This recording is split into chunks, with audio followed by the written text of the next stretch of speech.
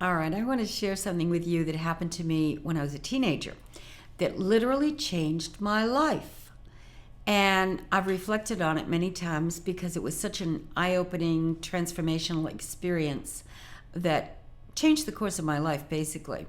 I was sitting in a car with a date back in the 60s. I think it was about 1966, looking out at the ocean in Massachusetts toward the island of Martha's Vineyard. And we were just sitting there talking, enjoying the evening, when I saw these blinking lights coming in from around the area of Martha's Vineyard, and they came closer and closer. And as they blinked, I began to see that each one was a saucer with a little dome on top. And they were actually doing right angle turns. They were the classic UFOs that you hear about from other people that have had sightings. Doing the right angle turns. They made absolutely no noise because they actually came right up to the shore where we were parked. We got out of the car and they were over my head.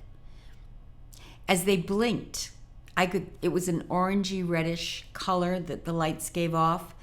I could see the little dome and the shape. Perfect UFOs, saucers. And it really, really changed my life in that there was just no way I could imagine that they were coming from anywhere on planet Earth because nothing had ever been shown to us that we had the capability to build flying craft that made no noise, had no wings, moved the way they did. So I said to myself, they have to be from another planet. I was sure of that. And it motivated me to join the airline so that I could find out more about where they were coming from, which was a good move for me because as soon as I joined the airlines in 1967 and started flying, that was when I met my first metaphysical teacher who taught me how to use creative visualization. It worked and it set me on the path. So, some people have talked about how these UFOs, maybe there are aliens in them. I don't know. I didn't see anything. But we get guided, or it's almost like a spiritual experience when we see these things because it opens our thought. After seeing that, I could literally believe anything within reason. And that's what allowed me to accept that spiritual healing is real, manifesting is real, thoughts are things. We have the ability through our thinking and the way we use our minds to change the course of our life if we want to. We can do amazing things once we start to go within and explore the inner world of mind. And that's what I did for the past 50 years. I've been studying consciousness, teaching people how to become more empathic, how to meditate, go within, visualize things that they desire, get rid of the blocks that keep them from attracting what they really want. And you'll find once you start studying this, the reason we don't manifest certain things is either it's not for our highest good, our higher self has a better plan for us, or we have blocks in there, doubts, fears that hold us back and keep us from going for it and doing some of the things that we would love to do in this life, but we still have a fear that maybe it won't turn out the way we want it to, or we're not capable of handling it. There's all kinds of things that can pop up.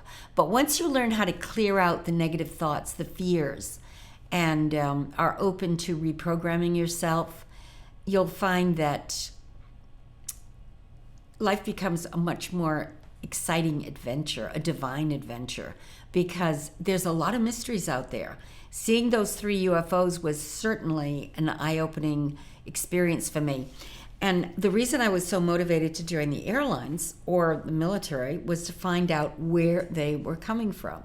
So when I started flying in the 60s, I used to go up to the cockpit on every trip I could to ask the pilots specifically if they had ever seen any UFOs. Many of them would get very nervous and just not want to even talk to me after that. Finally, one of them took me aside and said, the reason they don't talk about it is because they can lose their jobs. They were told that if they saw something that was unidentifiable, like a UFO, to not even report it, and they didn't. They told me there was one very good example of a pilot who did turn in a report on a UFO, and he was literally harassed morning, noon, and night by either the company or the government. And he was asked over and over again, and what do you think you saw, and what do you think? And it finally drove him to the point of either quitting, or I don't know if he lost his job, but he was a big example to them of what not to do. And reporting anything like that was not a good idea. So they just really didn't want to talk about it. But I did find out from, many of the pilots that I flew with that yes, they were seeing things that were unexplainable. And nobody really had any good answers as to where they were coming from. But there's certainly an awful lot of unexplained flying saucers and objects in the sky.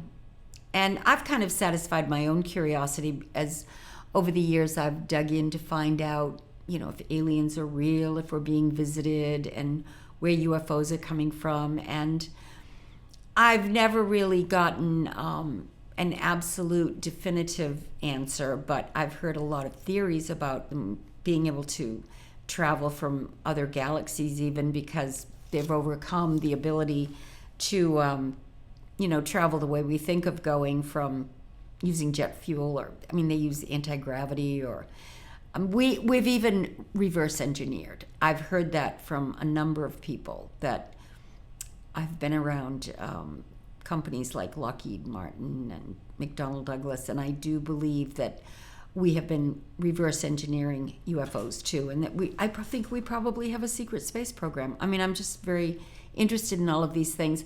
But the most important thing for me was to be able to open my mind to the possibility that there are all sorts of amazing things happening in the universe.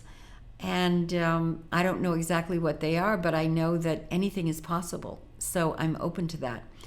And I've also learned that if you expect it to be good, you're not afraid. Some people expect it to be scary or frightening, or, aliens are going to destroy us or eat us or do something terrible to us.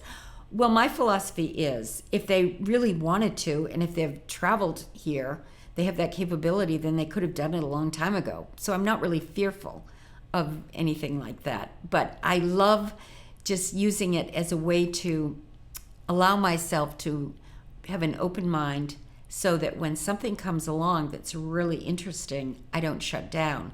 I have the ability to open up to the possibility that it could possibly happen. Be it the next best move, the next best step, a healing for someone, looking at it from the possibility that anything is possible. That's how I like to think of it. Absolutely anything is possible.